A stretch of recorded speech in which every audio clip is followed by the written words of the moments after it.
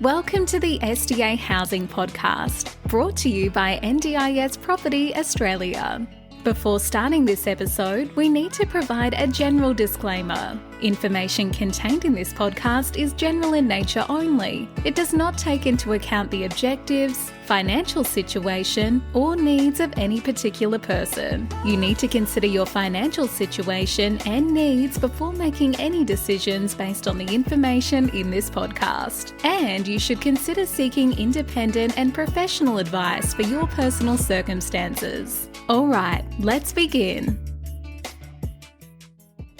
Hello everybody, my name is Minh and I'm your host for today from NDIS Property Australia, and you're here at the new launch of 2023, the SDA Housing Podcast, and with me is Debbie and Matt. Welcome all.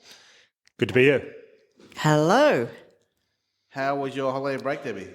Really good. Very relaxing after a very busy 2022. Took the chance to do very little for a couple of weeks. It was great. Matt, what did you get up to? Not too much, just relaxed with friends and family. So that was super nice, yeah. You sure it was nice? Yeah, always have a good time. A great Christmas, yeah. So what's the year ahead looking like for us? What are we doing today, Debbie? Well, we are talking about the year ahead and our plans for 2023, building on an amazing year last year in terms of our marketing, our learning, and everything that we brought to the SDA world that we want to continue doing this year. Yeah. And we met a lot of new players in the marketplace. We've learned a lot more things. We've brainstormed ideas to help improve how we roll out SDA product around Australia. And I think it's been a great journey for us for the last 2 years, Matt. What say you? I feel like the industry is very much moving towards more of a collaborative approach with different people working together, recognising that not everyone has all the pieces, and that it's important to work together, both, I suppose in our team, but also with the broader community. So it's been great seeing that. Obviously, that's a beneficial thing if people can come together and share their unique experiences in this industry. And we've definitely noticed that over the last year, and we've tried to make that a core part of what we do, I suppose. For sure, yeah. So I guess let's start with our looking ahead, talking about the podcast.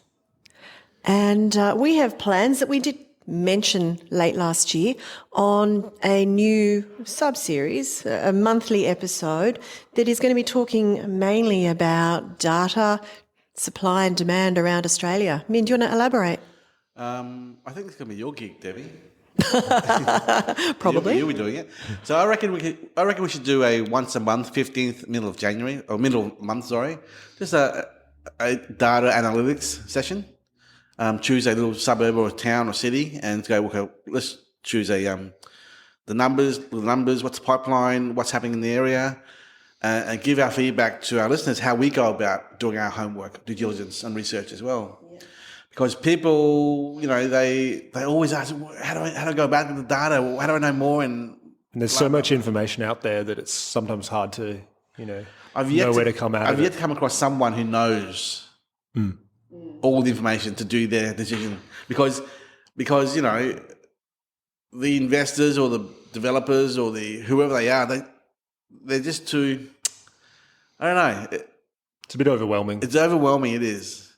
And I think we, or Debbie, should take the lead here, and every month we do a little sub-series called SDA Unlocked, and just talk about the data behind it all, and what tools and resources to use to go about it. I mean, we covered it late last year with a podcast, me, you and Donna, Debbie. We did. But let's take it to another practical case study and doing it. Absolutely. Yeah, no, I'm really looking forward to doing that. I love the stats. I love the data behind it. So, yeah, I'll be bringing you in-depth details on hotspots around Australia, I guess. Okay.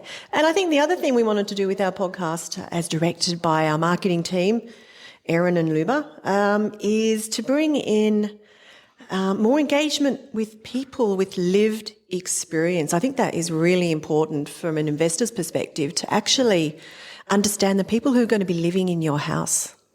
Yep, absolutely. I've mentioned it before that the funding and the money follows the participant, not the house. And it's important to understand on the other side of things, not the investor side, but the actual lived experience of people in NDIS housing to inform decisions in this space, I suppose. Yeah. Yep, for sure. Okay, moving on from the podcast, let's talk about new ideas, new products that we want to bring to the table this year. Minh. One of our groups we work with called Equity Fund. They work very closely with a large lender, the biggest lender for NDIS, SDA, called Columbus Capital or Homestar. They've just launched a 90-10 product, meaning 10% deposit. It's more like 15%. So 15% product, meaning 5% covers the stamp duty and 10% is the 90-10 LVR. So 9% LVR, 10% deposit. So we're looking forward to learning more about that product, to let our investors know about talking to Equity Fund Group, to learn more about an easier way to get into the SDA market. That's one financial product which we don't get involved with because we're not finance brokers ourselves, but we are aware of that new product that people should be considering. Yeah. For sure. And what about some other ideas we've got? Project management. Yeah, we're coming across some build designers and groups who can provide the project management service to do developments and do small little projects.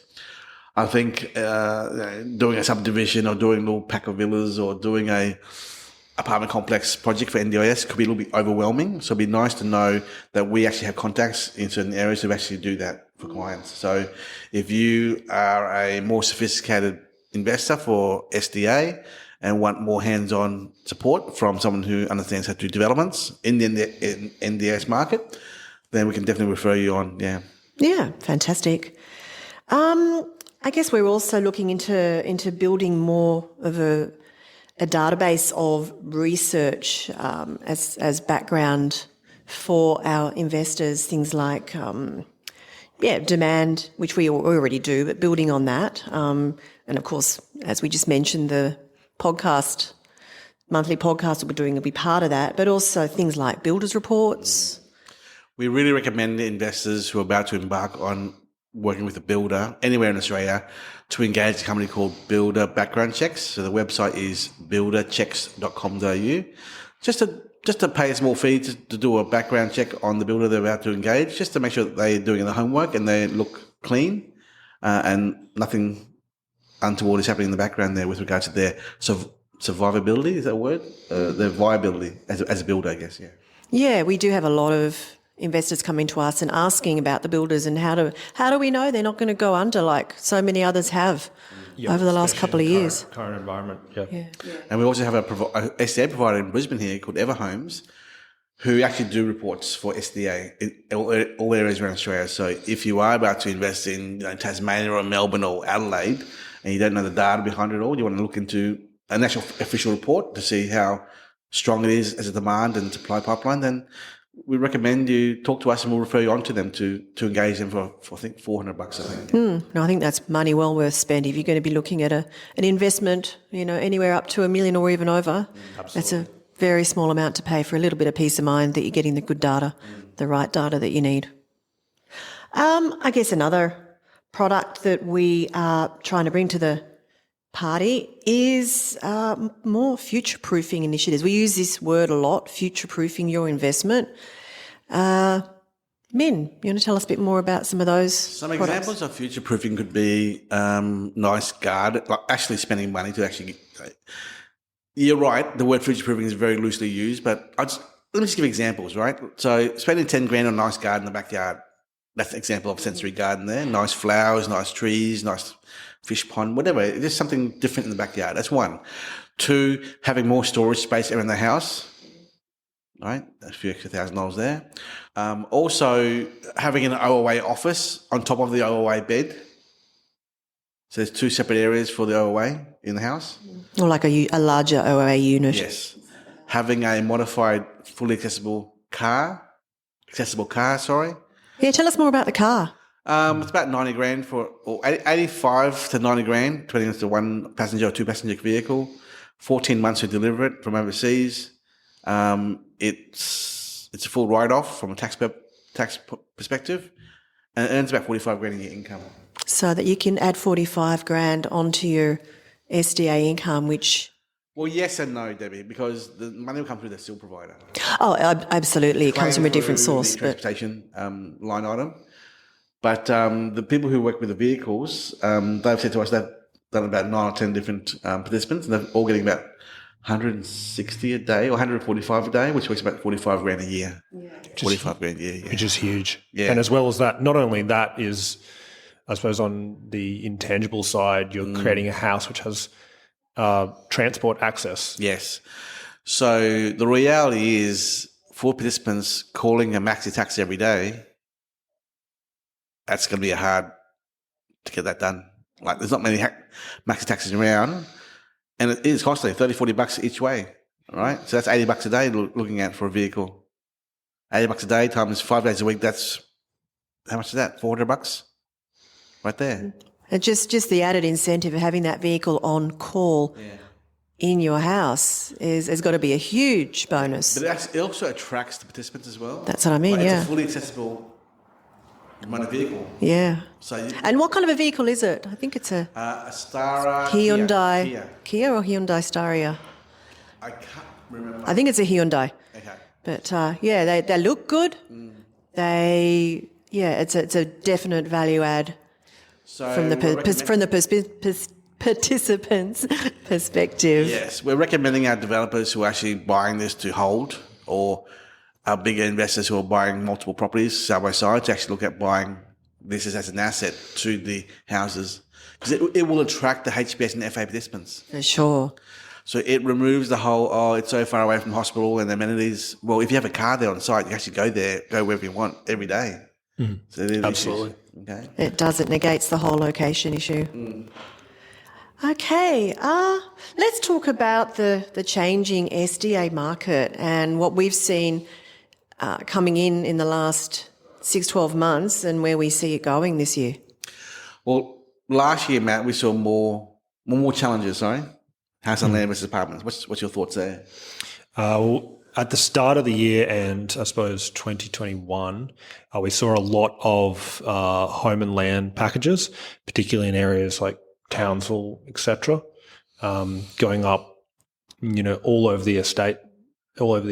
And we've kind of moved away from that because it is, if you've got more elements, I suppose, to the building process, to the project, sometimes, with the changing building market, and the unpredictability of it, it's sometimes easier just if there's more components to go to something smaller, like an apartment or a villa or a unit.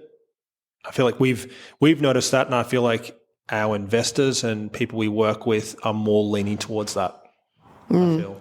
Yeah, and certainly we are now getting developers coming to us with apartment projects or small villa projects. Which are already DA approved or under construction. Yeah.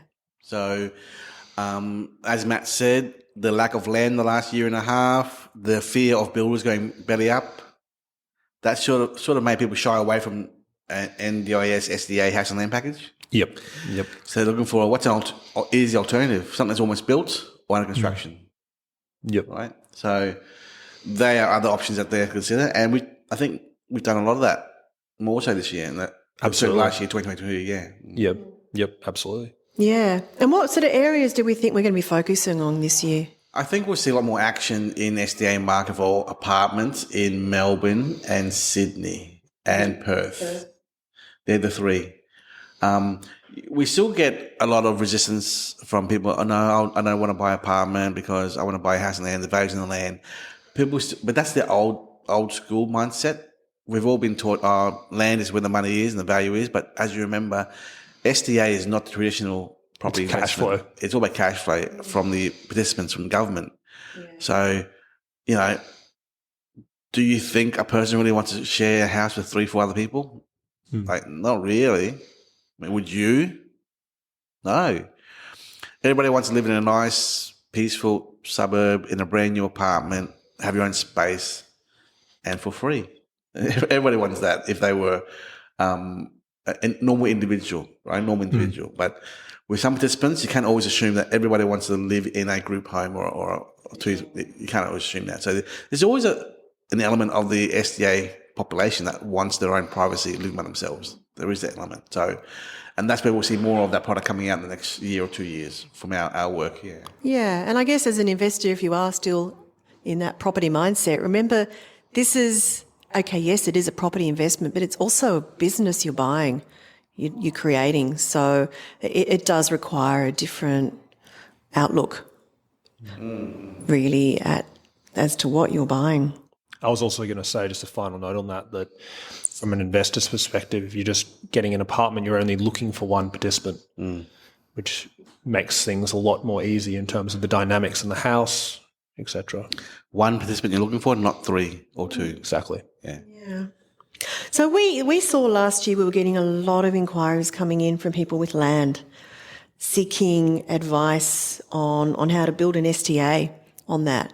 And we had some developers, as we've already mentioned, and building designers we've started to work with late last year. So that's another sort of offering that we want to work more on. Minh? People with land. Yeah, so people with land for development, yeah, they're all there. They're all coming out now to ask for advice, ask for direction. What do I build on here? Should I sell it? Should I joint venture it? Should I... What is the demand? So it's good to see that flow of inquiry. Our referrals from other builders and other providers are giving us access to these investors who are looking to do some direction, I guess. It's good to see that. Without land, we cannot create product. So we're starting to get more busier with this land supply coming through to us. Yeah. And yeah, with those relationships that we are building with more of these designers, custom builders, I think that's going to be something really great that we can bring to the table this year for our potential investors and landowners. Yes. I wanted to talk also about STA. Yes. Minh. We've touched on this point a few times the last year and a half. And just to iterate, STA meaning short-term accommodation, yeah. Different from SDA. So STA is more of a cousin of SDA.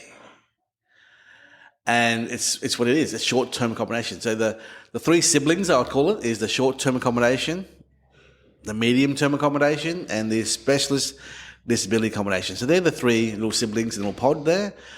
We all talk about, this podcast is all about SDA, but there is an element that we should also consider is STA being short-term accommodation, because I've said it before, but imagine there was a disability house which was... had a baby with Airbnb, right? This would be STA, right? It's just a short-term booking, be it 1 day, 1 weekend, 1 week, 1 month, to allow participants to have a break and allow their carers to have a break. Yes. So we started working with 2 or 3 different individuals recently. One's building a house on Macleay Island off Redland Bay, east of Brisbane, to look at doing a 3-bedroom short-term accommodation environment, not SDA compliant, just this disability-friendly environment. Yeah, so that's the great thing about STA. It doesn't have to meet any stringent design standards. Ideally, it has some accessibility. But it doesn't have to. Exactly. And we have another person called John, one of my friends. He has a brand new apartment in East Brisbane here, 3-bedroom unit. Another apartment in Cannon Hill, 2-bedroom unit, and another house, 6-bedroom house in Murray. And he's looking at exploring having them all being used as also STA, short-term accommodation as well, in conjunction with his Airbnb bookings as well. Because, as we know, Airbnb isn't 100% booking occupancy; it's about 60 or 70%, right? But having this as an element, an actual product in the community for disabled people to book, using their core funding or their STA funding to go to the cricket match or to the events around Brisbane, away from their normal life, wherever that normal life is, just to have a different lifestyle. Yeah, it gives them a chance to experience different things and learn new things. And I think what's really important to understand is that every single NDIS participant can access STA. It's not just for those with STA funding. They've either got short-term accommodation in their plan or they can use their core funding to have a break from home. So we all in life, every one of us, myself included, we all need a break. A couple of days or a couple of weeks a year. Participants are no different. They also need a break. Yeah. So there could be a break from home to give their parents, who are their primary carers, a break. They might need accommodation in town to go for some medical visits, and mix that in with a night or two somewhere different where they can go to the movies, go to the museum, whatever it is that they like to do. So this year ahead, Debbie, we are looking to spend more time to help investors, property investors, who don't want to be in SDA, but want to supply dwellings for STA. And that's a totally different market. Yeah, and that also, as you mentioned before, MTA, medium-term accommodation. Again, MTA doesn't have to be built to the SDA standards. It can be any home, ideally with some accessibility, but it can also be provided as a medium-term accommodation dwelling. Cool. Well, that wraps that up. We'll cover that more in the coming few months this year, Debbie. Yeah. Did you want to talk briefly, Minh, about our sister brand, Build New Homes? Build New Homes. So, as you may aware, some people may be aware, our real estate license around Australia is called Build New Homes Queensland, trading as NDIS Property Australia, which is a company, a subsidiary company. So we want to let our listeners know that, hey, just because we talk about NDIS a lot for property-wise, it doesn't mean that we cannot supply the advice or service to help you out with non-SDA property, okay? Because at the end of the day, it's still the same concept. It's a house on a block of land with tenants, with build challenges and all that kind of stuff. So if you want to diversify your portfolio on top of your SDA purchase, feel free to give us a call, talk to us. We're happy to talk to you about, helping you get into a SIL house as an investment, or an MTA or a STA house. Okay, so again, that's a very different topic. I don't want to cover too much about it here. It's very complex, right? But just be aware there are other options in what we do outside of SDA, and we're happy to talk to our listeners about that if they want to hear some ideas. Yeah, and I guess too, if any listeners sort of have been doing a bit of research into NDIS property and feel that maybe it's not for them, and they do want to just do a regular investment, we can supply that as well. So we do plan on building our Build New Homes site a bit more with bringing some new staff in to the organisation to look after that. So that's something that's really exciting for the new year. Yes. Is building our business here. I wanted to talk more about continuing our presence in events and whatnot around Australia that we really did a lot of last year. I thought Tasmania was an incredible experience, and I feel like we brought a lot to the table. If we can continue doing that, doing these small events which allow us to network at the same time as meeting people in the industry that can benefit both participants that we run across as well as investors. Yeah, it's been a big learning curve for us to attend all these events, as well as most importantly, the networking, meeting the other people in the industry. I think the event organizer, Lynn Gabriel, who we work with very closely, I think she only intends to do 3 this year: Perth, Hobart and Melbourne. Because it is a bit of an effort to travel around Australia everywhere doing all these events, so she'll want to limit what she does. Yeah, and it's not just about the conferences, it's also about all the expos. We attended many of them last year, and we certainly intend to go to as many as we can this year around the country as well. I think we'll definitely be focused on Hobart, Melbourne and Perth this year, more so this year, Yeah. Right, well, I think that just about wraps up most of what we had kind of been talking about in-house for this coming year ahead. Back to the podcast. We want to hear what you want to hear about. So if you've got any topic requests or if you want to be a guest on one of our episodes, please feel free to contact Erin, our podcast manager, and her email is in the description here, erin@participants.com.au. She will be in touch with you to, if you do want to be a guest speaker, to find out more about what we can talk about with you. But if you have anything you want to hear about that we haven't covered or you want to hear about in more detail, we love your ideas for episodes.